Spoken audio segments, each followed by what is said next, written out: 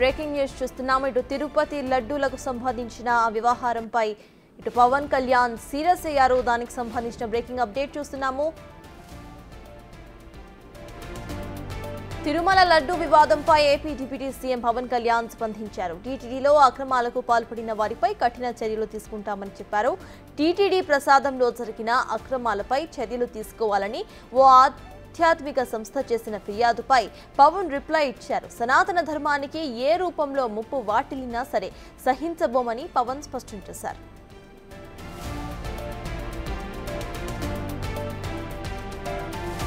తిరుపతి లడ్డూ తయారీలో కల్తీ నెయ్యి కలవడంపై అప్పటి టీటీడీ బోర్డే ఈ ప్రశ్నలకు సమాధానం చెప్పాలని పవన్ డిమాండ్ చేశారు.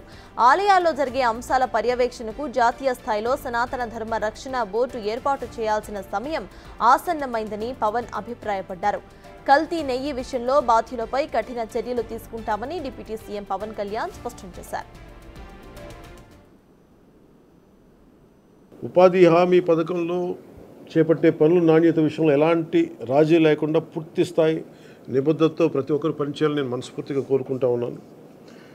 గత 2 నెలలుగా రివ్యూలు చేస్తున్న పనిలో కొన్ని క్షేత్రస్థాయి పర్యటనలో నా దృష్టిలోకి వచ్చినవి కూడా మీకు తెలియజేస్తాను. అలసత్వం వహించిన వారిపై ఎలాంటి మొహమాటం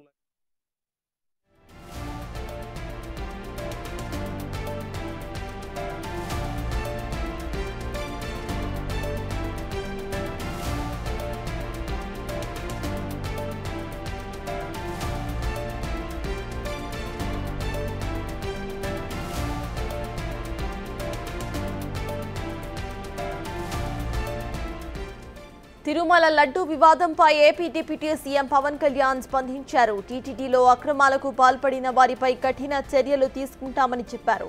టీటీడీ ప్రసాదంలో జరిగిన అక్రమాలపై చర్యలను తీసుకోవాలని ఓ ఆధ్యాత్మిక సంస్థ చేసిన ఫిర్యాదుపై పవన్ రిప్లై ఇచ్చారు. సనాతన ధర్మానికి ఏ రూపంలో ముప్పు వాటిల్లినా సహించబోమని స్పష్టం చేశారు ఆయన.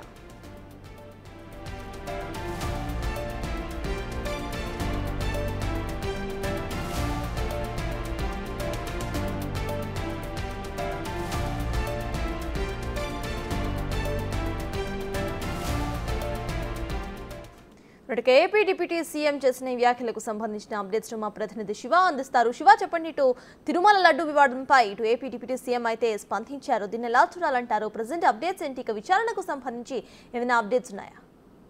మొత్తం మీద చూసుకుంటే కనుక తిరుమల తిరుపతి దేవస్థానం లడ్డు వివాదానికి సంబంధించి కూడా ప్రభుత్వం చాలా సీరియస్ గా కూడా ఉన్నట్లు అర్థమవుతోంది.